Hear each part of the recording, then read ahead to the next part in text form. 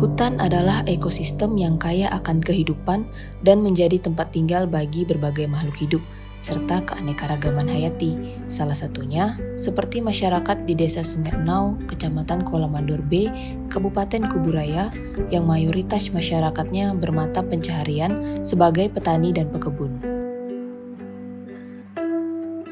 Menurut Pak Adrianus, salah satu tokoh adat di Desa Sungai Enau Dusun Ampaning Laut, mengatakan bahwa wilayah kelola hidup masyarakat adat dalam mengisi hidup, ruang, dan waktunya tidak jauh dari hutan.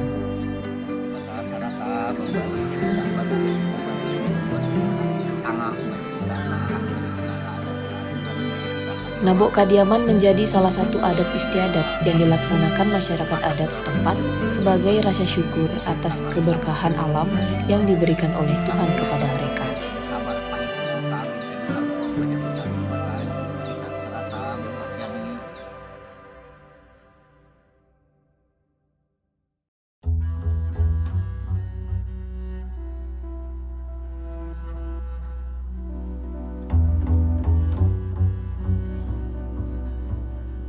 Bagi masyarakat adat Dayak Kanayat, Nabok Kadiaman itu nama lainnya kalau bahasa kita di Ambau disebut baburuk.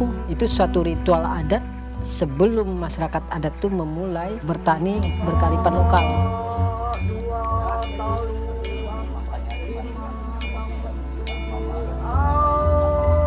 Khususnya mereka dulu kan menanam padi, karena sangat erat hubungannya dengan menanam padi. Jadi dia ke paburungan dulu, membawa alat-alat pertanian tradisional, kemudian benih-benih padi. Di sana kita doakan, kita niatkan semoga di proses tahun tanam ini dapat berhasil baik.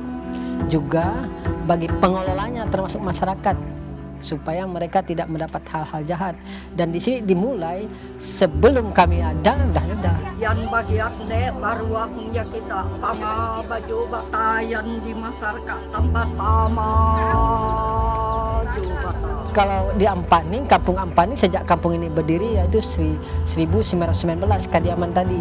Karena itulah Kadiaman dulu tempat orang meminta sesuatu. Konon katanya secara penghayat kepercayaan padi ini turun kepada Dayak Talino itu zaman Nek Baruak. Kalau Jawa kan Dewi Sri, kalau Dayak Nek Baruak yang menggunakan padi. Nasa nyari kue lama dan putih japa sarata nyuci di lama di lama tanah Ampaning sampai di kemari Masyarakat adat menempati ruang penting dalam keberadaan dan kondisi hutan. Hal ini menjadikan hutan, masyarakat, dan adat istiadat memiliki hubungan yang erat.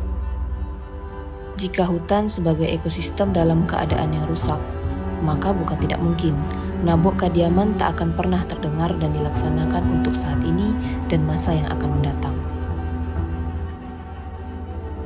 Masyarakat adat kehilangan ruang hidupnya untuk mengelola hutan karena hutan tidak ada lagi. Hutan diambil oleh, mohon maaf, para penggiat pembangunan perkebunan kelapa sawit.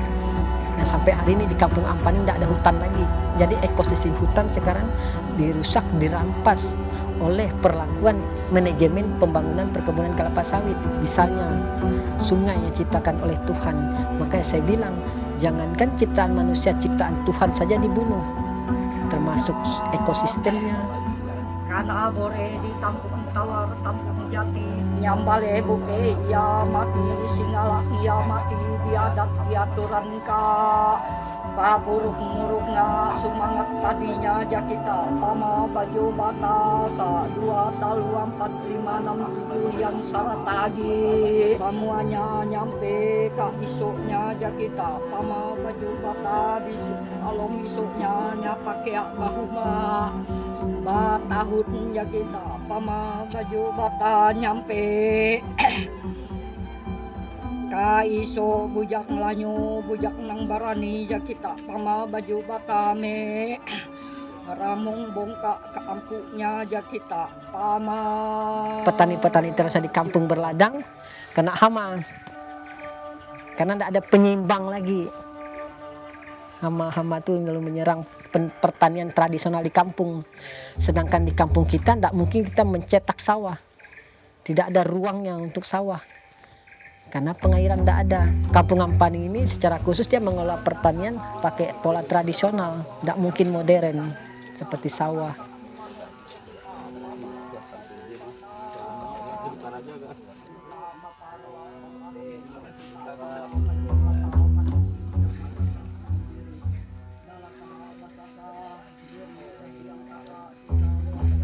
Saya bersepakat semoga ruang wilayah kelola negara yang membidangi tentang lingkungan hidup mau bekerja sama dengan para penggiat sosial yang memelihara tentang lingkungan hidup supaya tidak ada kontok-kontokan, sehingga penyelamatan lingkungan hidup dapat tercapai yang walaupun hari ini dirubah untuk kepentingan pembangunan.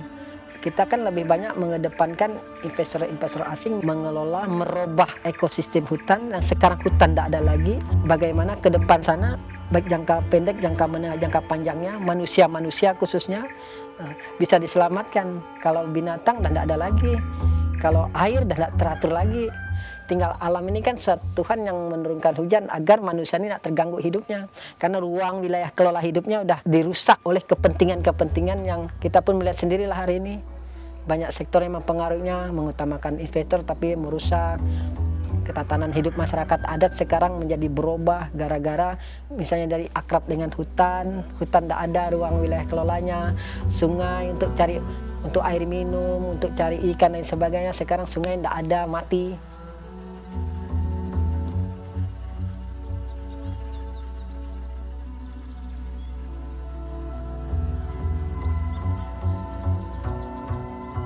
Tanaman apapun kalau tidak dilarang oleh negara, saya pikir untuk merubah taraf hidup pendapatan masyarakat adat khususnya yang dulu ruang wilayah kelolanya tuh misalnya mau berladang, hutan tidak ada, tanah tidak ada.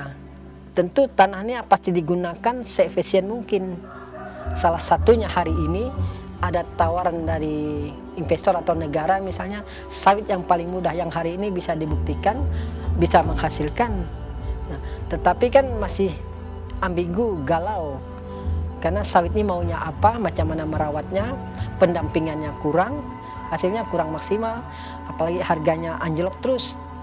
Nah, itu saya lihat selalu menjadi korban lagi masyarakat ketika kita mau menerima sawitnisasi tadi walaupun sampai di kampung-kampung. Saya lebih setuju bagaimana sawit ini bisa berinkulturasi atau bisa kita tanam selain sawit apalagi di lingkungan sawit karena sawit dah pasti primadona misalnya hari ini.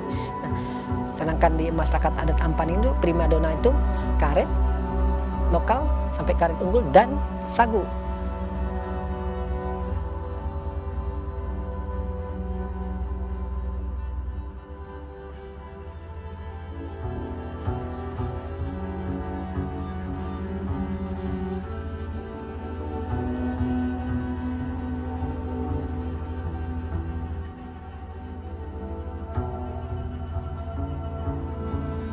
Kalau dulu kan sagu ini kita kelola sarinya itu untuk makanan dicampur dengan beras. Karet untuk penghidupan.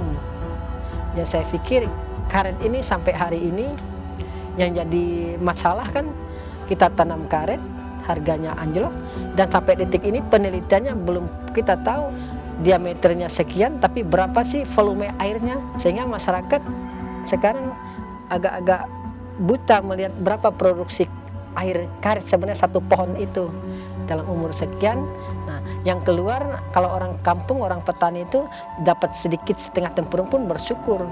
Tetapi padahal tidak maksimal mengeluarkan air karet itu karena kita belum tahu cara mengeluarkan airnya. Kalau sawit orang dah tahu bagaimana supaya dia berproduksi, tentu dipupuk. Jadi apa maunya sawit sekarang mulai diikuti sehingga dapat memproduksi buah sawit, mengejar targetnya. Kalau karet sampai detik ini belum. Sagu gitu gak, ini sagu ini tanaman tepi sungai, sebenarnya dia menjaga sungai. Yang hari ini saya pikir tidak ada tanaman lain kecuali hanya sagu yang di tepi-tepi sungai itu. Para aktivis lingkungan dan para penggiat sosial biasanya kita ini sering dibenturkan dengan aturan-aturan. Kita membela kepentingan ekosistem alam bersama dengan masyarakatnya, tapi di satu sisi regulasi memberi ruang kepada pengelola yang menghilangkan tentang fungsi kerja ekosistem itu. Jadi wilayah kelola kita menjadi terganggu dan kita selalu dalam objek disalahkan. Harusnya saya sepakat negara memberi ruang, perusahaan-perusahaan tadi yang merasa terganggu tadi harus memberi ruang, yuk kita kerjasama. Sehingga manfaat akan tercapai dalam mengelola masalah tadi. Misalnya ekosistem tidak berubah, macam mana ke depan kelanjutannya yang sama-sama diteliti secara ilmiah sehingga tidak merusak kehidupan berkelanjutan itu tadi. Sebagai refleksi bersama, penerapan warna tani yang berkelanjutan sebagai upaya menjaga dan memulihkan hutan serta meminimalisir dampak kerusakan ekosistem yang berpengaruh terhadap pemanasan global atau perubahan iklim. Oleh karenanya, perlu kajian komprehensif mengenai pemilihan strategi yang sesuai untuk mencapai kelestarian ekologis, ekonomi, dan sosial secara seimbang, adil, dan berkelanjutan.